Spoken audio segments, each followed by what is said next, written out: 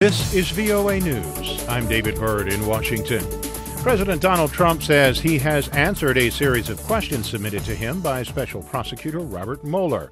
Trump told reporters in the Oval Office Friday that he answered the questions easily this week about the special counsel's ongoing probe into 2016 election interference and possible ties between the president's campaign and Russia. My lawyers aren't working on that. I'm working on that. I write the answers. My lawyers don't write answers. I write answers. I was asked a series of questions. I've answered them very easily. Very easily. The president did not say when he would turn over the answers to Mueller. The special counsel had signaled a willingness to accept written answers on matters of collusion, but Trump's attorney, Rudy Giuliani, has said repeatedly that the president would not answer Mueller's questions on possible obstruction of justice. The United States opposed on Friday for the first time an annual draft resolution at the United Nations that calls on Israel to rescind its authority in the occupied Golan Heights. That drew praise from Israeli officials.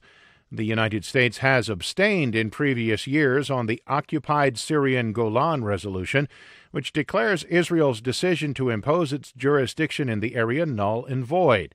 U.S. Ambassador to the United Nations Nikki Haley said on Thursday that Washington would vote against the resolution. Despite the U.S. opposition, a UN General Assembly committee approved the draft resolution on Friday with 151 votes in favor and 14 abstentions. Only Israel joined the United States in voting no. The General Assembly is due to formally adopt the resolution next month. For more on these stories and the rest of the day's news, log on to our website, voanews.com. This is VOA News. A federal judge on Friday ordered the Trump administration to restore the credentials that were revoked after reporter Jim Acosta and President Trump tangled during a news conference last week.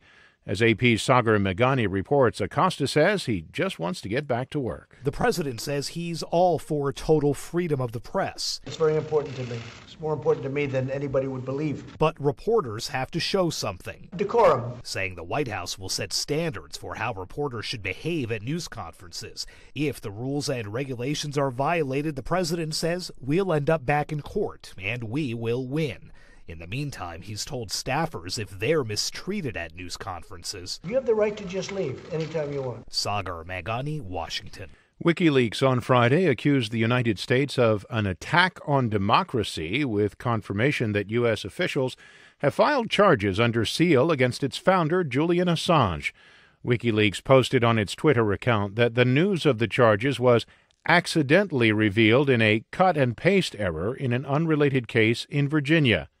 WikiLeaks editor-in-chief Kristen Hafnason says the revelations are a dark day for press freedom. It is a very serious matter for journalists and journalism that the Justice Department in the States takes this step against a publisher and editor of a legitimate journalistic organization. This is extremely worrisome, a very black day for journalism, I would say. Assange is responsible for releasing hundreds of thousands of classified documents and posting them on WikiLeaks, angering governments worldwide. The U.S. Justice Department denied it was planning to extradite Turkish cleric Fethullah Gulen following a media report that suggested Washington was looking into the extradition in exchange for Ankara's easing of its pressure on Saudi Arabia. A Justice Department spokeswoman said Friday the department has not been involved in or is not aware of any discussions relating to the extradition of Fethullah Gulen to the death of Jamal Khashoggi. Gulen lives in self-imposed exile in the state of Pennsylvania.